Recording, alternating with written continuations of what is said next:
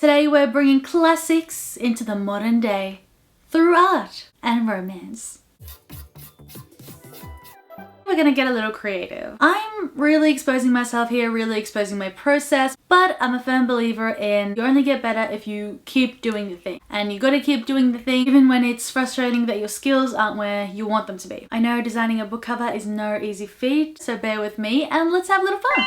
There's been a huge trend in contemporary romance covers in the past few years, and that is the cartoon illustrated style as the front cover. Now you've seen these books everywhere. I'm a big fan of these. My favorite books have these covers. I prefer them to real life model covers. They're fun to look at, they're colorful, they give you a sense of the characters. So the two books that I decided to start with, Dracula and The Picture of Dorian Gray. They're popular, they're well known, they've withstood the test of time. There's so many different interpretations for each of them. Some of the most fascinating books I've read. These are my initial mock-ups. As you can see, they're very messy, but they get across the general gist, the general composition, where I want the figures to be placed. There's going to be some changes when it actually gets to the final drawings, but these are just a brainstorming phase out on paper just so I can see it in front of me and not just in my head. Whenever I skip this phase of a drawing, the composition is a little bit off or I've forgotten something important. This helps get all the ideas in one place. We're going to start off with Dracula. Don't judge too harshly. That is how I do the proportions, which I can change later. Put a little cross in the stake just because Dracula has a lot of Catholic imagery and Catholic symbolism is one of my favorite things. It draws me to any work. I love Catholic imagery. Oh, this is Jonathan Harker and Mina Harker. Without delving too deeply into the text, she's intelligent. She really cares about her betrothed and eventually, spoiler alert, husband Jonathan. Then you have his loving gaze. I love drawing faces. That is my favorite thing to draw ever. The eyes and the eyebrows in particular are the most important in conveying emotion. I remember I heard in an acting class and it stayed with me ever since. The most important thing for a male actor to be able to do is to sort of melt into their co-star. See in the rom-coms that have really stuck, and the co-stars have this chemistry, and that chemistry can be seen through their looks, lingering gazes. So I turn them towards each other. They're the main thing, all right? They're the main story. I googled 1890s clothes and these are the two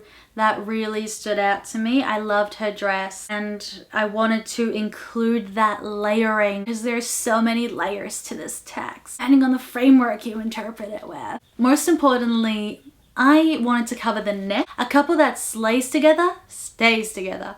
That was my initial slogan. Outline, I think I used a little too thick. Of course, a wedding ring. Don't forget the wedding ring, because if you're pure in this novel, you're not gonna get turned into a vampire. Side note, I realize how ironic it is turning this book in particular into a contemporary romance. A really popular interpretation is the fear of women's liberation. No coincidence that her friend Lucy with the 3 suitors doesn't have as well of a good end. All right, she does not have a happy ending. Spoiler alert, but to be fair, the book has been out for like years. I have to color it because that's just contemporary romance. Again, the color theory is so difficult. So the way I get around it, because I never went to art school, even though I really wish I did, is I Google a thing and then color palette and see what pops up. This was inspired by the original cover that has the looming figure of Dracula coming towards you far away from the castle. It's this impending threat coming to their shores is also a big part of Dracula, so I wanted to have that in the cover as well. Here I tried doing, I was like, what if it's the cliff? And it didn't really work. The bright sunny day didn't really work tonally. It was too much of a contrast. Tried making it blue, but again, I didn't really like this either.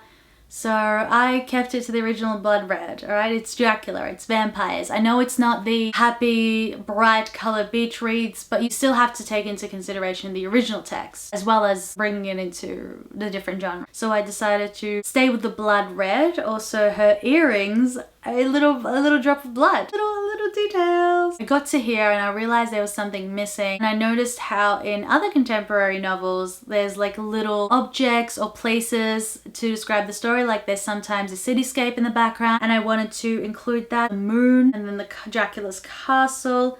The letters I couldn't really get a silhouette of, so I decided to do bats. 3 bats symbolizing the other vampires. At this point I just gave up and I was like, I'm just gonna write the title, alright? I'm gonna do my handwriting. And I did this in one go and I was like, I'm not gonna fix it. Listen, they don't technically slay together, but like, they slay together, alright? And there you go. That is my first attempt at a Dracula cover. Looking at one another, I really tried to capture the moment here. The longing, the pining, which happens a lot in the books because it's told through letters. They're letters to each other. Also, she's looking up at him. Okay, we're gonna have a height difference because that is also a staple of contemporary romance. I see it first and foremost as a supernatural horror. Of course, it has so much pop culture significance because it has inspired so much. It is quite interesting how vampires have been turned from this demonic creature to something desirable. Like, Edward is so noble. I hope I did it justice in the style that I love so much. Finished, I'm quite happy with this. This was my initial idea, but then I was like, wait a minute, I'm forgetting a really important part of the book: technology. Because without technology, they would not have defeated Dracula. Because letters, trains were a huge part of their ultimate victory. I decided to quickly mock up a different cover. Mina at a typewriter. She was the one in the book that compiles the letters, after all. I hate how, despite Mina being such an important character and the one that like solves shit primarily, she's always kind of pushed to the sideline. I really tried to put her face into this because, again, the eyes are important. But I realized it might be a better stylistic choice to leave her eyes and her expression to the audience's imagination. I wanted to make this one blue, brighter colors. Of course, her dress is blood red, so are her earrings, a little drop of blood. When I was finishing with the colorings, I realized I forgot the most important part and why I wanted to focus on the typewriter and the technology. Figure of a woman, which is Mina. I did two little bite marks on her neck. Just a little teaser, it might catch your eye. Almost forgot it. In typical me fashion, the most important part I forgot. I think this cover incorporates the three most important things in the book, which is women, technology, and vampires, which are also three of my favorite things. Those are the two covers. Let me know if you have any ideas, or tell me which one you liked more. Tell me which one fits the book more. I'd love to hear that. Next, I decided to do the picture of Dorian Gray. This book is also fascinating. It shares in the same themes. Looks can be deceiving. You never know what lies beneath the surface. And balance between looks and reality, the truth will always come out. It isn't going to be a contemporary romance without the classic rom-com pose of how to lose a guy in 10 days.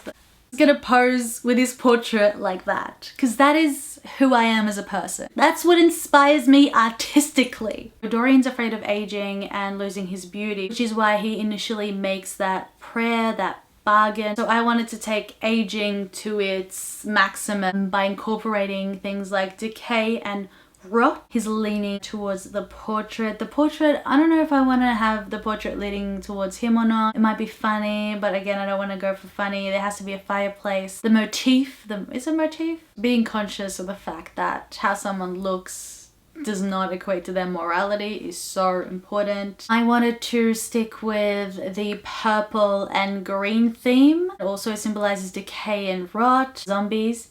I wanted to depict him as a zombie. Pride and Prejudice and zombies, shout out, what? I'm gonna make him as attractive as I can, even though my art skills are lacking. Putting more detail in the frame. Not gonna include a lot in the background for this one just because there's so much going on. I want the portrait to be the main focal point. The font, something old-timey, but not too old-timey, because again, we're doing contemporary romance. There's a reason why it takes years to get a grasp of color theory, and I don't have the attention span. And also, it's just a theory. Color is just a theory. It doesn't exist. So that's my finished cover for Dorian Gray. This was a really fun exercise in my drawing ability. Again, the only way to get better at something is doing it and practicing and putting it out there. So yeah, it's a little scary, but this was really fun to do. Maybe comment below other classics or other books that you'd like turned into contemporary romances. You know, there's a few I'm going to choose from here for the next video. This is definitely a part one. I want to do more of it. Thank you so much for watching. Please don't forget to like and subscribe. As always, see you on the flip page. If only Carlisle found Lucy, she would have been besties with Edward.